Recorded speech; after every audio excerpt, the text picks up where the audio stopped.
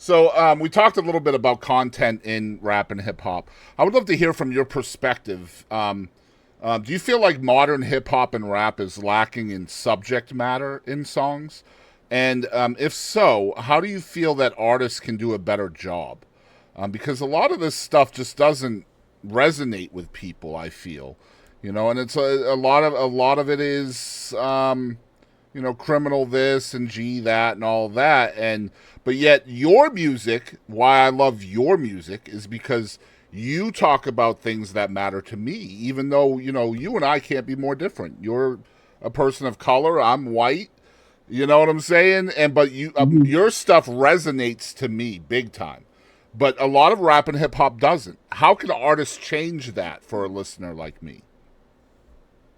Well, um, I was looking at an interview from Andre 3000 4 or 5 days ago, one of the clips that they showed, and he worded it better than I could ever. I think that the dude said when we were getting into the game, there was a process.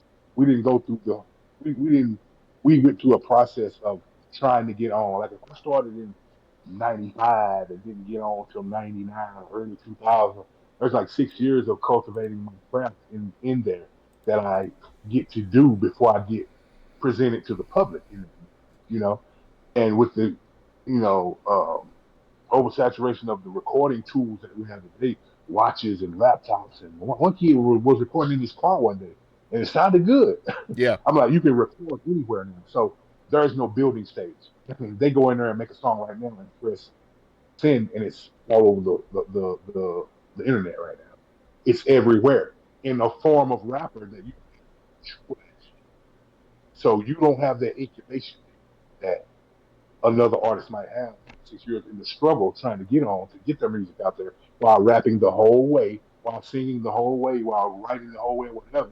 You cultivating that talent along the way. So when you do get in front of that spotlight, you're not even the same artist that you were when you started 6 years ago. That growing stage is not allowed right now. You're taking kids that are just pressing send on whatever bullshit they decide to write and record, and it's putting out there. And another thing, the producers right now, for the majority, the producers I think have a lot of the artists on their back. Meaning a lot of these records are selling because they're beat driven. The beat Yeah. is dope. The music is dope. They have the artists on their back right now. A lot of the artists aren't doing their part right now. 50-50 venture to make sure this song is a hot record. It's a producer's game. So you get a hot beat and you just think you can say whatever over it. And pardon my French, and the dumb are really intrigued by it because the beat is jam. I don't know if you ever listened to Public Enemy of X Clan, but they had a song where a quote that he said, "The dumb are mostly intrigued by the dumb."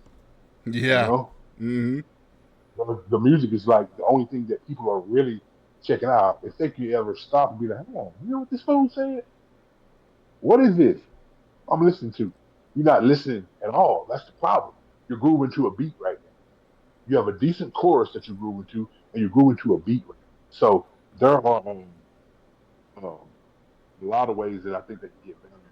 And that's by not releasing the very first thing that you write and Does put that it out happen a there. lot for you as a listener? That incredulousness when you listen to something and maybe it's uber successful and you're just like, "What? How did that happen with that?" Almost every day, almost every single day, I hear something. I'm like, I am astounded. I am astounded that this is this popular. And I don't even blame the artist. I blame the consumer.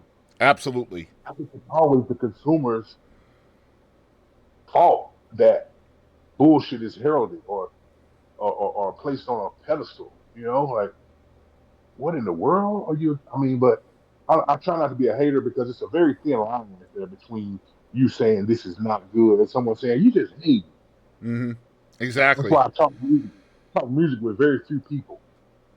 I mean, you can celebrate someone's success without understanding why they're successful or how they got successful with True, what, too. You right on. you know what I mean? I feel like I do that a lot because there's a whole lot of bullshit and a lot of different genres that I'm just like, man, why are we allowing this to be successful? Like, it just blows my mind. Um, so let's change gears a little bit. So you've been known as Big B and Mr. Rain and Salazar Skurlock.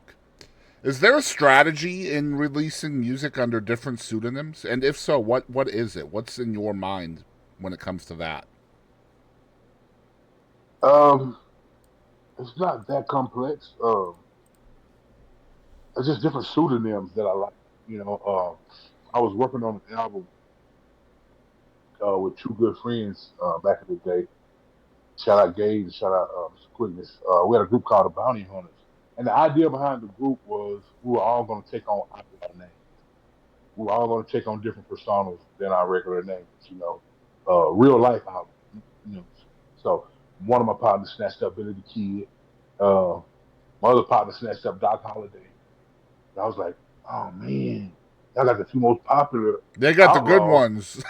Yeah, you got the good ones. They left me with hardly nothing. I was like, wow, what can I come up with? So I did my research. I started studying Billy the Kid. I started studying the game. Started studying Doc Holliday. A lot of people. And I ran across this guy.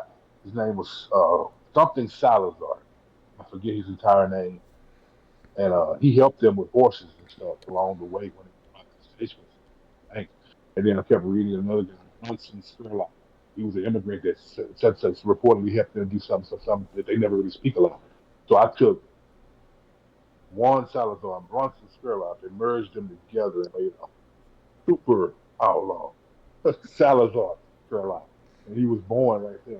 So actually, that's a name from two different outlaws that I merged together and just made. And people liked it. The One name lady, flows, man. It definitely flows. yeah, a lot of people mess the pronunciation of it up.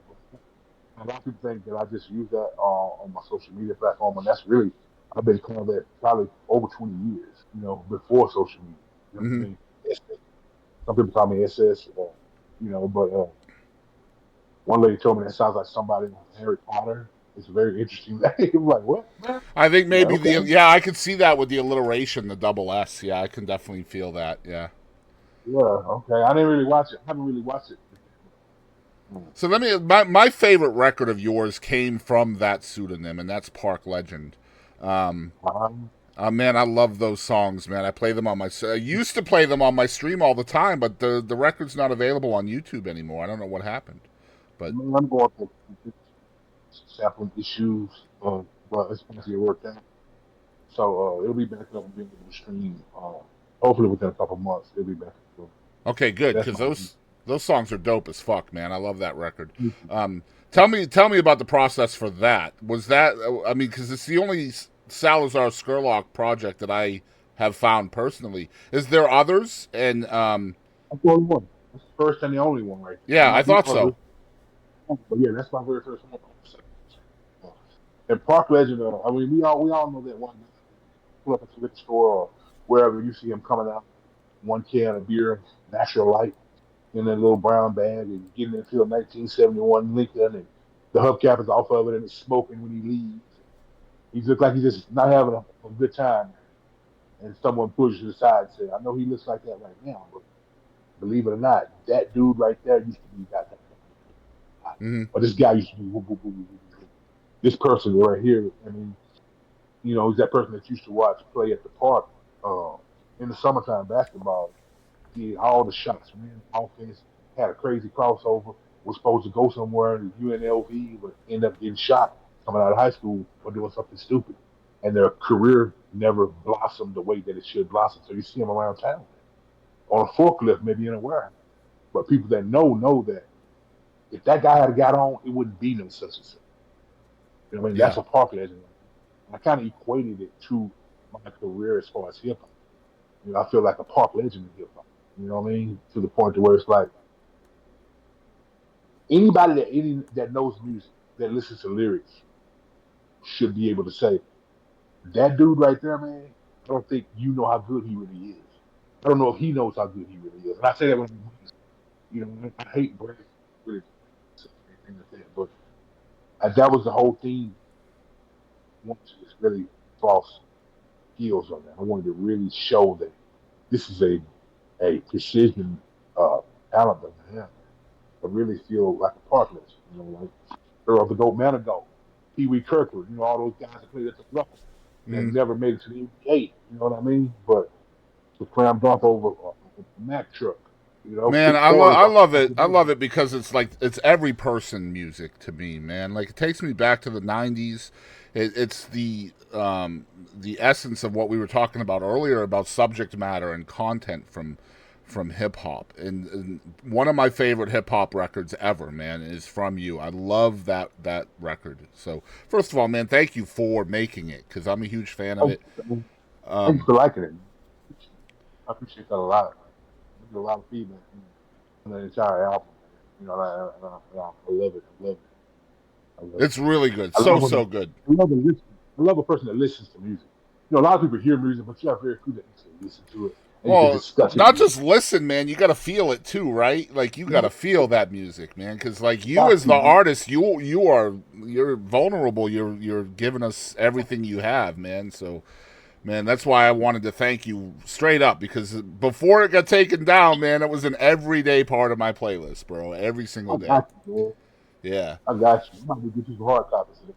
Yeah, To have. please, dude. I would, man. I'd show that all over the place. Hell, I love. Yeah,